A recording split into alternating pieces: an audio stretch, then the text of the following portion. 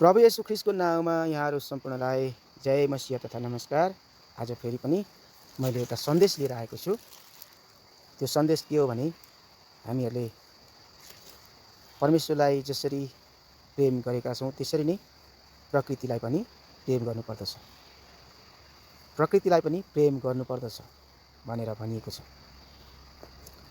यो प्रकृतिलाई पनि परमेश्वरले सृष्टि गर्नुभएको हो। यी रुख बिरुवाहरू, यो वन जङ्गलमा भएका पशु पक्षीहरू, कीट पतङ्गहरू सबै नै प्रकृति हुन् अनि प्रकृतिलाई हामीहरूले प्रेम गर्नुपर्दछ। यो प्रकृतिबाट, यी रुख बिरुवाहरूबाट हामीहरूलाई अक्सिजन मिल्छ। प्रियजनहरू, हामीहरूलाई सास फेर्नको निम्ति अक्सिजन प्राप्त हुन्छ र हामीहरूले प्रकृतिलाई प्रेम गर्नुपर्दछ अनि मात्रै प्रकृतिले हामीहरूलाई प्रेम गर्न सक्दछ।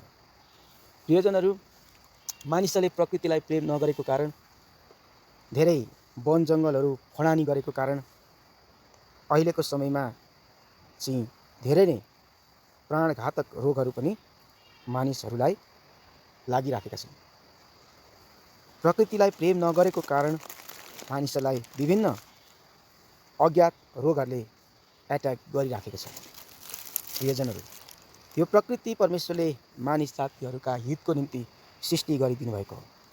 यी रुख बिरुवाहरू हेर्दै हुनुहुन्छ, यी रुख बिरुवाहरू पनि परमेश्वरले मानिस जातिहरूका निम्ति सृष्टि गरिदिनु भएको हो।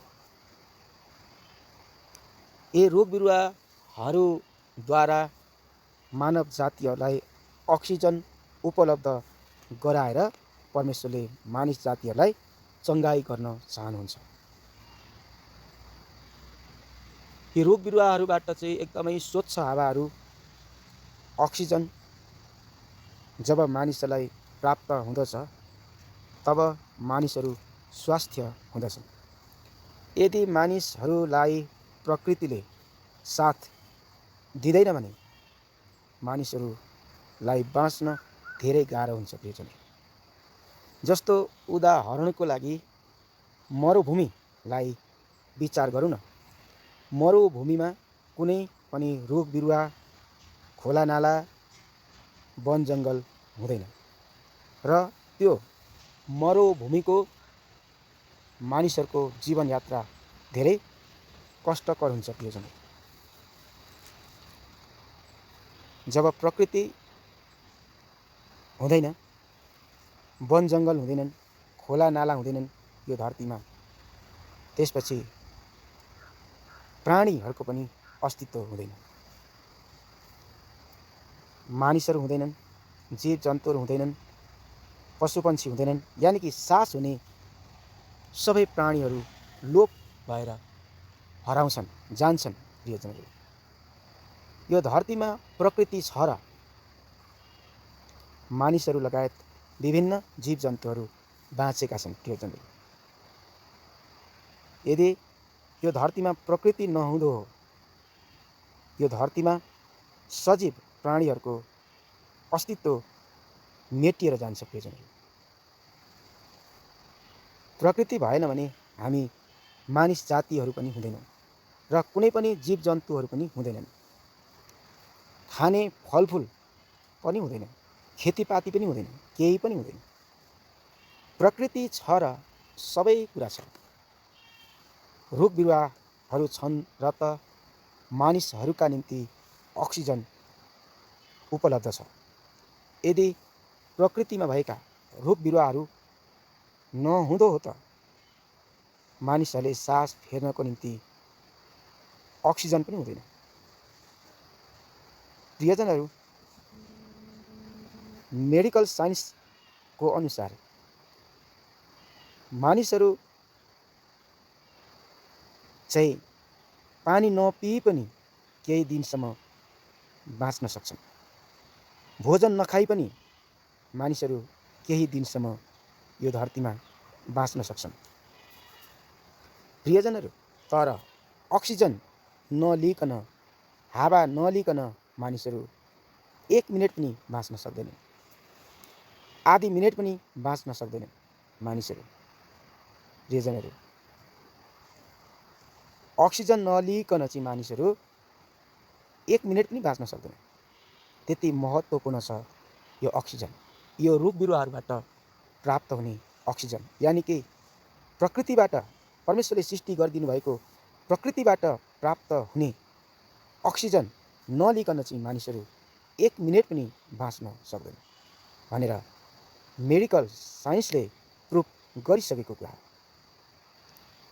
त्यसले गर्दा हामीहरूले परमेश्वरको साथसाथै प्रकृतिको पनि वास्ता गर्नुपर्दछ। प्रियजनहरू, प्रकृतिको पनि हामीहरूले माया गर्नुपर्दछ, प्रकृतिलाई पनि हामीहरूले प्रेम गर्नुपर्दछ भनेर भनिएको छ। प्रियजनहरू, जसरी परमेश्वरले मानव जातिलाई प्रेम गर्नुभयो,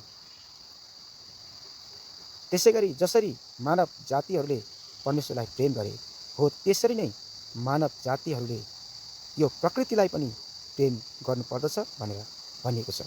म यहाँको बिचमा सुसमाचारको पुस्तक यूहन्नाको पुस्तक 3 अध्यायको 16 पद पढेर सुनाइदिनेछु। यूहन्नाको पुस्तक 3 अध्यायको 16 पद। प्रियजनहरू, परमेश्वरको वचनमा यस प्रकारले लेखिएको छ, किनभने परमेश्वरले संसारलाई यस्तो प्रेम गर्नुभयो कि उहाँले आफ्ना एकमात्र पुत्र दिनुभयो, ताकि उहाँमाथि विश्वास गर्ने कोही पनि नाश नहोस् तर त्यसले अनन्त जीवन पाओस्। जसरी परमेश्वरले संसारलाई अगापे प्रेम गर्नुभयो, अनमोल प्रेम गर्नुभयो हो, त्यसरी नै आज हामी मानव जातिहरूले पनि प्रकृतिलाई प्रेम गर्नुपर्दछ। हालेलुया। परमेश्वरले जसरी मानव जातिहरूलाई आज हामीहरूलाई प्रेम गर्नुभयो हो, त्यसरी नै हामी मानव जातिहरूले पहिलो चरणमा सृष्टिकर्ता परमेश्वरलाई प्रेम गर्नुपर्दछ र दोस्रो चरणमा परमेश्वरले सृष्टि गरिदिनु भएको प्रकृतिलाई पनि हामीहरूले प्रेम गर्नुपर्दछ भनेर पवित्र धर्मशास्त्र बाइबलमा बताइएको छ। प्रियजनहरू, यहाँहरूले पनि परमेश्वरलाई पनि प्रेम गर्नुहोस् अनि प्रकृतिलाई पनि प्रेम गर्नुहोस् भनेर म भन्न चाहन्छु। प्रकृतिलाई प्रेम गर्नु भनेको चाहिँ वृक्षारोपण गर्नु पनि हो। जति हामी वन जङ्गलको विनाश गर्छौँ, त्यति नै हामीहरूलाई विभिन्न रोगहरूले पनि एट्याक गर्न सक्छ। जति हामीहरूले प्रकृतिको अनि वन जङ्गलको संरक्षण गर्छौँ, त्यति नै ती रोगहरू हटेर जान्छन्। विभिन्न रोगहरू हाम्रो शरीरमा लाग्न पाउँदैनन्।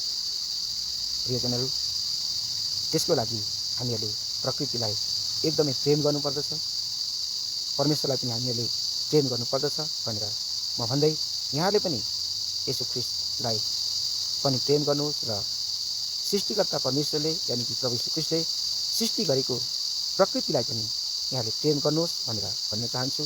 र येशू ख्रीष्टलाई प्रेम गर्नको लागि चाहिँ यहाँले येशू ख्रीष्टलाई विश्वास गर्नुपर्ने हुन्छ र त्यसको लागि यहाँहरू मण्डलीमा गएर चाहिँ सम्पर्क गरेर चाहिँ प्रभु येशू ख्रीष्टलाई विश्वास गर्न सक्नुहुन्छ र परमेश्वरलाई पनि प्रेम गर्न सक्नुहुन्छ र परमेश्वरले सृष्टि गर्नुभएको प्रकृतिलाई पनि यहाँले प्रेम गर्न सक्नुहुन्छ भन्दै आजको वचनबाट म येशू भक्त गौतम यहाँहरूको समक्षबाट बिदा हुन चाहन्छु।